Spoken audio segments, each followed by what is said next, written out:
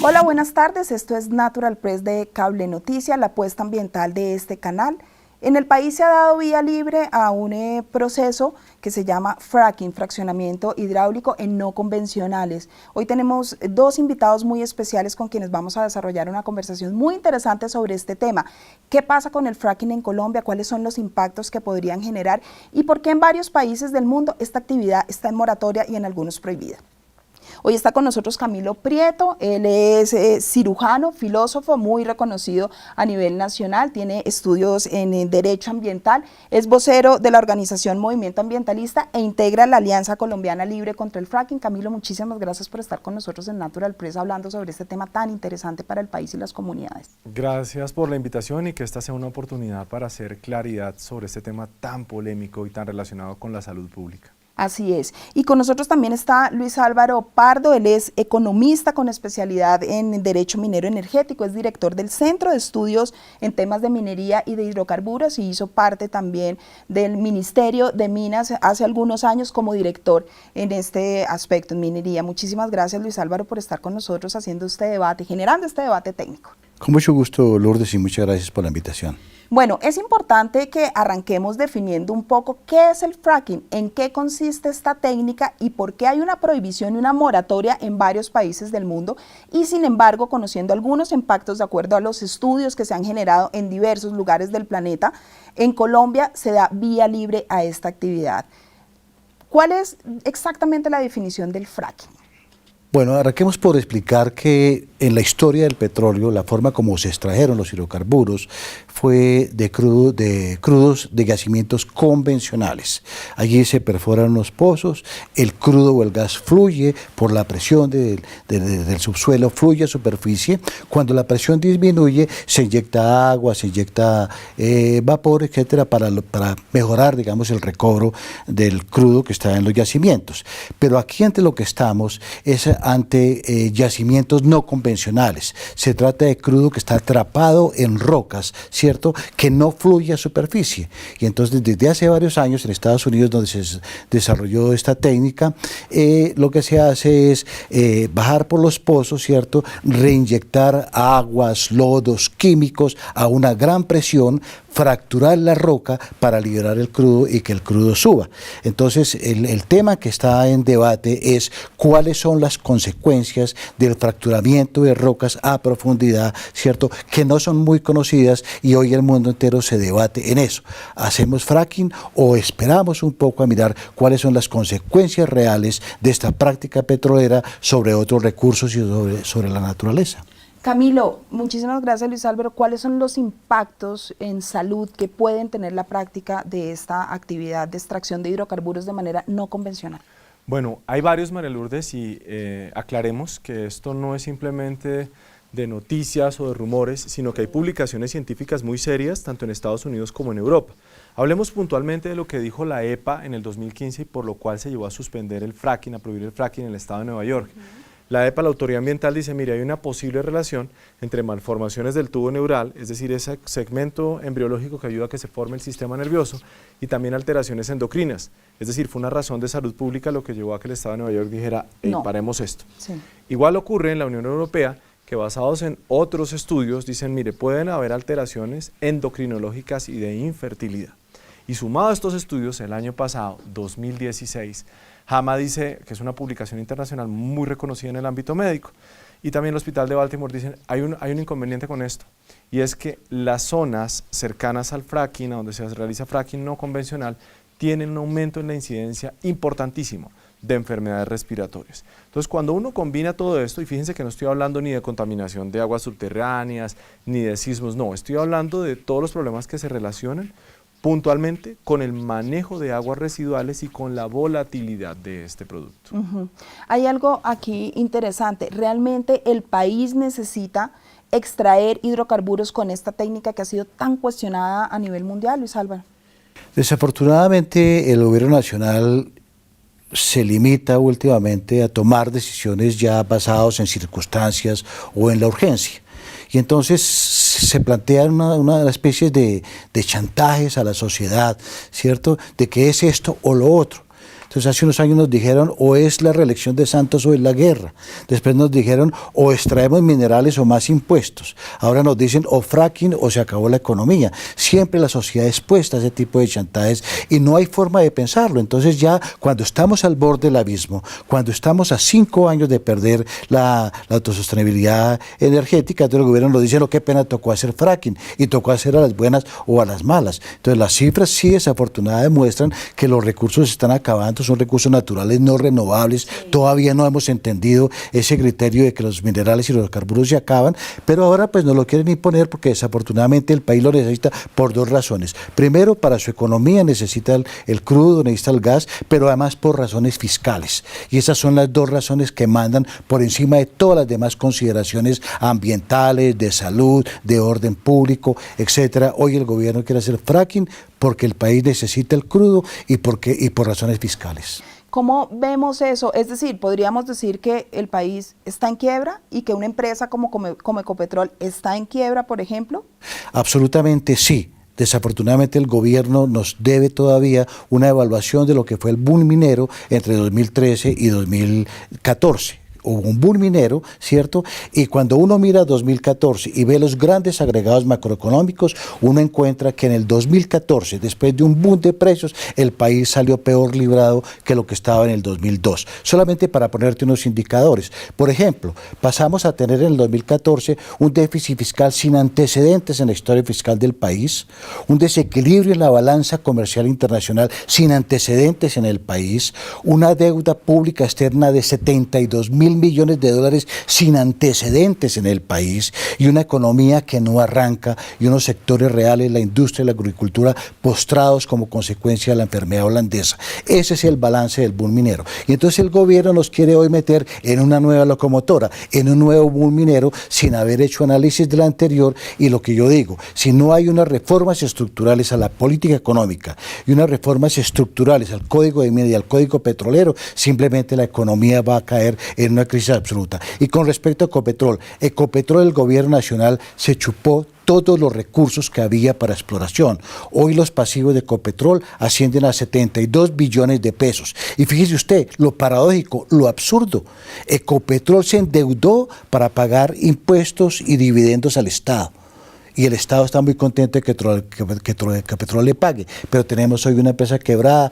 Los ejercicios que hay es que a 5 años eso es una empresa que no tiene ninguna viabilidad. No, yo estoy completamente de acuerdo en eso y es que el modelo económico ha sido mal planteado, María Lourdes, no desde ahora, sino desde hace años. Esa noticia que tenemos que nos quedan reservas de crudo para 5 años no es una sorpresa hace una semana de nos acabamos de enterar, como hemos escuchado muchas veces en el gobierno. Esto se sabe desde hace años. Entonces, ¿qué ha ocurrido? Que desde hace más de una década el modelo energético en Colombia, esa matriz energética ha debido empezar a cambiar y conducirnos por el camino de las energías renovables. Mire ejemplos, Uruguay, más del 22% de Uruguay de la producción energética viene en la energía eólica. Tenemos Brasil, tenemos Chile, tenemos a Costa Rica, ejemplos tan interesantes de cómo se ha ido migrando. No, acá en Colombia nos hemos ido quedando rezagados. Primer punto. El segundo que le debe quedar claro a los televidentes, mira la diferencia entre producir un barril de crudo convencional y uno no convencional. Uno convencional, dependiendo del pozo, por supuesto, puede estar desde 5 o 20 dólares el costo de ese barril. Uno de fracking puede costar hasta 40 o más dólares. Es decir, la rentabilidad que va a tener el país, el retorno económico que tendría el país por el fracking no convencional es muchísimo menor. Otro punto adicional, cuando nos dicen, no, es que mire, estamos en una crisis y no encontramos petróleo. ¿A qué obedece esa crisis? Ya lo dijimos, a mal planeamiento, pero lo otro, grandes recursos fiscales han ido a parar a bolsillos de criminales, lo hemos visto con el tema de Reficar. Lo que pasa es que cortina de humo, cortina de humo, cortina de humo, y el país no se ha sentado a pensar qué ocurrió detrás de este escándalo y a dónde se fueron todos esos recursos. Si en este momento invirtiéramos bien esos recursos que se nos fueron de Reficar, y segundo, todos los recursos, María Lourdes, que le cuesta al año a los servicios de salud las enfermedades relacionadas con el ambiente, tendríamos la posibilidad de transitar. Mira, para cerrar esta parte de la intervención, Dirección Nacional de Planeación sacó un informe en el que dijo, al año le cuesta al sistema de salud las enfermedades ambientales 20 billones de pesos. Donde pensáramos mejor el modelo, tendríamos recursos, insisto, para transitar hacia las energías renovables. Claro, claro. Bueno, algo muy interesante ya para ir cortando nuestro primer corte, irnos a comerciales, es cómo se están organizando las organizaciones, valga la pena decir, con respecto a este tema? Vemos que se oponen, pero vemos que el gobierno nacional insistentemente avanza con el proyecto que tiene, dándole luz verde a la práctica del fracking en el país. Pero ¿cómo están organizados? Bueno, gracias a la solidaridad de las regiones y también de la academia hemos logrado constituir la Alianza Colombia Libre de Fracking. Ya somos más de 70 organizaciones sociales y también sectores académicos, en los que nos hemos puesto a examinar detenidamente cuáles han sido los problemas en otros países, cuáles son los riesgos en Colombia y cuál es la situación de la ciudadanía en las diferentes zonas de Colombia, específicamente San Martín Cesar, donde se han venido realizando estas exploraciones. Nos hemos reunido con el gobierno nacional y nos ocurrió algo que realmente minó la credibilidad en la institucionalidad ambiental. Hace 5 meses, cuando presentamos una denuncia, le dijimos al gobierno, mire, hay una posibilidad de que ustedes hagan no convencionales al lado de los páramos. Nos reunieron, nos dijeron, no se preocupen, que vamos a crear una mesa técnica para trabajar este tema con ustedes. Hoy, 5 meses después, esa mesa técnica no existe. Lamentable. Bueno, vamos a una pausa comercial. Seguimos aquí en Natural Press hablando sobre el fracking. El gobierno ha dado luz verde para la práctica de esta actividad no convencional. Estamos analizando cuáles son los impactos y qué es lo que se debe hacer en el país. ¿Evitarla o darle paso para que siga? ¿Cuáles son esos impactos? Ya volvemos.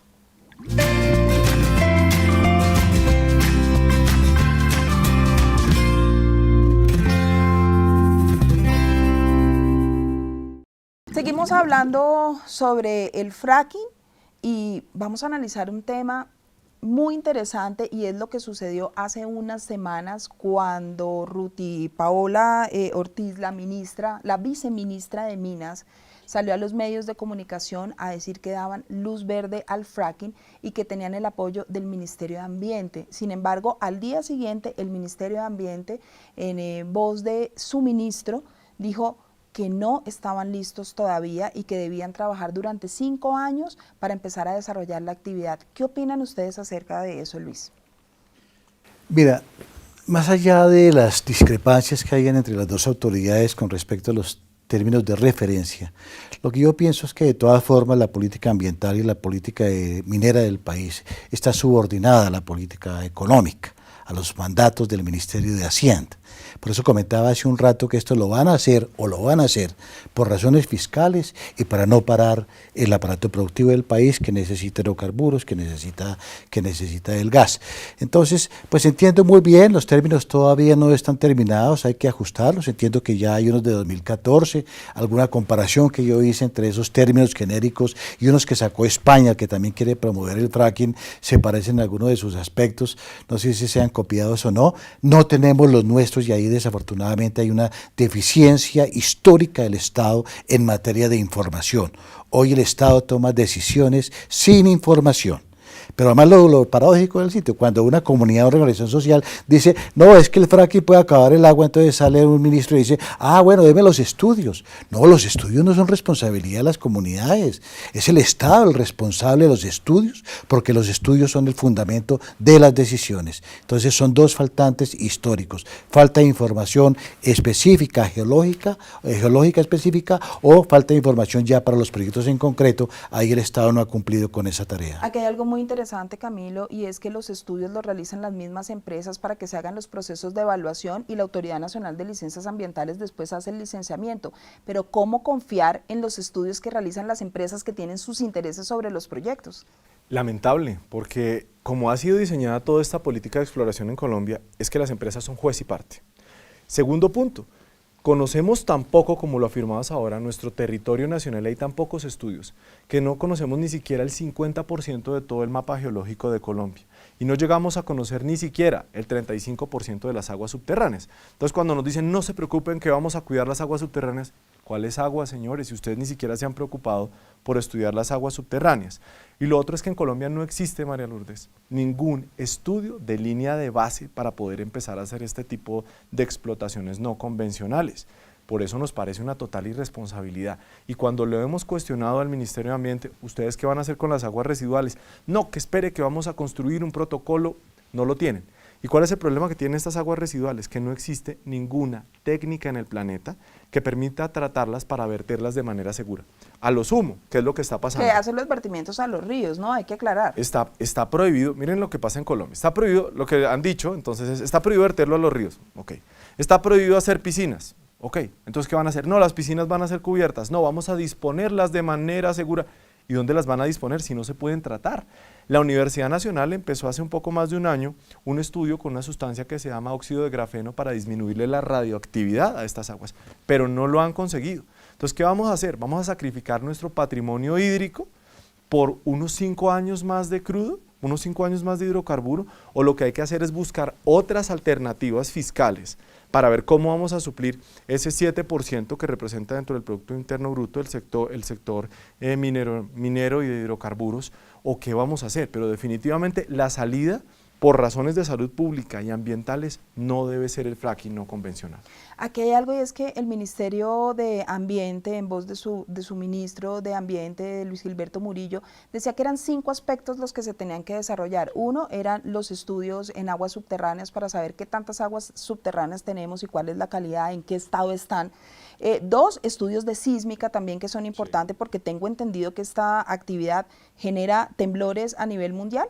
¿Ha generado temblores en los lugares en los que se ha generado? Microsismos, sí. ¿Sí? ¿Genera sismos? Más de 5 en la escala de Richter. Y la razón, que ya se evidenció técnicamente que fue lo que ocurrió, fue por una inadecuada ejecución de la técnica. Es el lugar donde más se ha presentado dentro de la escala de Richter temblores en esa zona. Y aquí en Colombia, en Puerto Gaitán, cuando Pacific Rubiales puso en práctica una técnica que se llamaba Tri-Start, que era generar unas explosiones en el suelo, inmediatamente en Geomina se empezó a reportar un aumento de microsismos que nunca se habían dado. Ya no temblaba cada 8 o 10 años, pero ahora son microsismos diarios. Es un tema relevante, importante, y que sin embargo no tenemos evidencia científica. No se han hecho los estudios y lo que dice el ministro es que se van a hacer. Y lo otro es preparar a su gente y preparar gente que tenga capacidad técnica para poder evaluar estos procesos. Lo que a mí me preocupa es que en Colombia se otorgó en el año 2011 por parte del Ministerio de Ambiente una licencia de no convencionales a la empresa Nexen Petroleum, que es canadiense. ¿Creerían ustedes que lo adecuado es que desde el Ministerio de Ambiente se hagan estudios sobre ese proyecto ya licenciado en el país, en la zona de Carmen de Carupa, el proyecto Chiquinquirá? No, totalmente, es que fíjate lo preocupante que es esto. ¿Ustedes conocían eso? No, esto nos toma por total sorpresa, y creo que vale la pena estudiar muy bien ese caso, porque fíjate que cuando uno mira los mapas de la ANH de la distribución de bloques de no convencionales, encuentra bloques en zonas de cordillera y de ciénaga. Y le hemos preguntado al ministerio y también a CIPET, oiga, cuéntenos ustedes cómo ven el riesgo ambiental de ejecutar esta técnica en zona de cordillera o en zona de ciénaga. Y esto que estás diciendo es altamente preocupante, hay que explorarlo indiscutiblemente. Luis. Yo lo que pienso es que, en primer lugar, quisiera hacer una respetuosa propuesta del ministro de Ambiente. Sí. Dado que el crudo va a acabarse, o se va a acabar en algún momento, es un recurso no renovable, lo que debería estar pasando en el país es que las facultades de minas y petróleos deben empezar a reducirse, porque ahí no está el futuro, sino el futuro está en la formación de ingenieros capaces de desarrollar tecnologías limpias. Ese es el futuro del país. Hay países que ya han empezado con eso. Alemania el año pasado inauguró la primera ciudad que no utiliza combustibles fósiles. China, uno de los países con mayores reservas de carbón del mundo, ya dentro de su política está empezar a reducir el consumo de combustibles. Mercedes-Benz lo acaba de dar a conocer, y discúlpeme que lo interrumpa, sus carros al 2025 serán totalmente eléctricos. Totalmente eléctricos. Y entonces lo que pasa es que hay unas fuerzas en conflicto. Los grandes petroleros que dicen, no, un momentico, no, todavía no tecnologías limpias porque yo quiero sacar el último barril de crudo, yo no voy a dejar mis utilidades en el subsuelo. Es la razón por la cual el señor Trump renunció al Acuerdo de París, entre otras cosas, ¿cierto? Pero Colombia debería estar pensando un poco distinto, y no, es en reversa de todo, reduciendo, por ejemplo, el presupuesto para ciencia y tecnología, cuando en el mundo entero se sabe que ese es el camino hacia tecnologías limpias. Hay una preocupación muy grande, y tengo que decirlo, y es la hipocresía que se genera un poco desde el gobierno, y no quiero ser muy dura con esto, pero es que vamos a París, firmamos un acuerdo, el acuerdo ya ha sido ratificado como ley, debemos hacer unas reducciones en el 20% de nuestras emisiones de gases de efecto invernadero, pero en un discurso contrario lo que estamos viendo es que estamos dando vía libre a una actividad que está comprobado que es totalmente contaminante, no solamente porque genera sismos, porque genera una contaminación de agua subterránea, sino porque genera un impacto muy grande en emisiones de gases de efecto invernadero y de metano. ¿Qué opinan ustedes acerca de esto? Mira que justamente el estudio de la Universidad de Baltimore, del hospital en Baltimore, del Johns Hopkins, apunta a eso, a estudiar qué pasa con las emisiones y los problemas respiratorios. Y ahora que mencionas lo de la disminución del porcentaje de emisiones, ¿sabes para qué Colombia sí ha sido muy bueno y este gobierno lo ha demostrado con su política ambiental? A reducir el porcentaje, pero del presupuesto, porque no se concentra en disminuir ese 20% de emisiones, sino disminuir un 60% los recursos que demandan los sectores ambientales en Colombia. Y esto demuestra que lo que le interesa por un lado es impulsar esta técnica no convencional de manera totalmente experimental en nuestro suelo, sí, y por otro lado cerrarle la oportunidad a ese tránsito de energías renovables que, como bien lo mencionabas, tanto se necesita en el sector de educación en Colombia. Claro, Álvaro. Mire, yo creo que si uno mira en detalle todos esos acuerdos, todos esos tratados que Colombia firma en materia ambiental, uno diría el país incumple la mayoría. Sí, claro. Fíjese lo que acaba de pasar con el acuerdo de Minamata, el que reduce el uso del mercurio en el país. Fueron y lo firmaron, hicieron una gran arraca, hicieron por todos los periódicos, crearon hasta una unidad de eso en el ANLA o en el Ministerio de Medio Ambiente para echar adelante ese convenio de Minamata. Y si no es porque los promotores le mandan un reclamo a Colombia, oiga, me han pasado no sé cuántos años y ustedes no han hecho nada, no se apuran a sacar la ley que prohíbe el mercurio en Colombia. Entonces aprobamos unos tratados muy lindos, muy sofisticados, muy pero a la hora de venir a aplicarlos en el país, o al gobierno se le olvida, o hay unas fuerzas muy poderosas que no les conviene que esos acuerdos se lleven a cabo. Y un paréntesis pequeño con respecto a lo que está diciendo Álvaro. Es tan lamentable lo del mercurio que esa ley que sale para prohibir el mercurio no lo prohíbe, porque lo permite en minería hasta el 2018 y en industria hasta el 2023. Y a hoy tenemos municipios de Colombia donde las mamás lactan con mercurio, porque ya lo ha demostrado en Antioquia qué es lo que ocurre, y nos sale hace 2 días una noticia que ahora tenemos en Guainía un problema porque las etnias tienen niveles 10 veces a 60 veces más de los niveles en salud aceptables para el mercurio. Entonces, sí, definitivamente hay una desconexión entre la normatividad y esos acuerdos que se firman a la carrera internacionalmente con la realidad de nuestro país. Vamos concluyendo ya esta conversación tan interesante con ustedes. Camilo, ¿cuál es el camino que tienen las comunidades en este momento y las diferentes organizaciones en el país? Lo primero, vincularse a la Alianza Colombia Libre de Fracking, donde los vamos a poder orientar en cómo son todos estos procesos técnicos, la implicación ambiental, la implicación sobre salud pública. Y segundo, en la alianza les daremos a conocer cuáles son esos mecanismos de participación y cuáles son los antecedentes jurisprudenciales que les permitirán proteger su territorio de la ejecución de esta técnica. Luis Álvaro, ¿realmente tenemos la capacidad técnica para poder desarrollar esta actividad en el país que seguramente se va a empezar a desarrollar y no se va a esperar el tiempo que se necesita? Mira, ni el país tiene la capacidad técnica, ni el país tiene la forma de hacer el seguimiento a esta operación, dado que no tiene información. Como digo, esta información es toda que proviene de compañías interesadas en hacer fracking, pero que el gobierno tenga la información no lo tiene. Si no hay información no hay posibilidad de hacer seguimiento, y lo que nosotros reclamamos es que mientras no haya certeza científica sobre las consecuencias del fracking, el país se debe declarar en moratoria con respecto a esta técnica petrolera. A mí me encantan sus puntos de vista porque sé que trabajó en el sector y también trabajó en el Ministerio de Minas y hoy está del otro lado y ha tenido una visión muy amplia para poder desarrollar un tema con ustedes, con un tema como este. Camilo, muchísimas gracias. Es Camilo Prieto, ambientalista colombiano, médico, filósofo, bueno, especialista en derecho ambiental. Muchísimas gracias por haber estado con nosotros en Natural Press hablando sobre este tema y generando ese aporte tan importante en salud. Muchas gracias por la invitación. Luis, muchísimas gracias por haber estado con nosotros en nuestro programa y haber generado, como ya lo digo, una conversación tan interesante con diferentes puntos de vista, porque usted ha estado en diferentes puntos para poder hacer este análisis tan completo. Lourdes, muchísimas gracias, muy amable. Y a ustedes muchísimas gracias por habernos acompañado durante esta media hora en Natural Press, el programa de medio ambiente de Cable Noticias. Nos vemos en una próxima oportunidad para conocer más sobre diversos temas que le tocan al país en temas ambientales. Muchas gracias.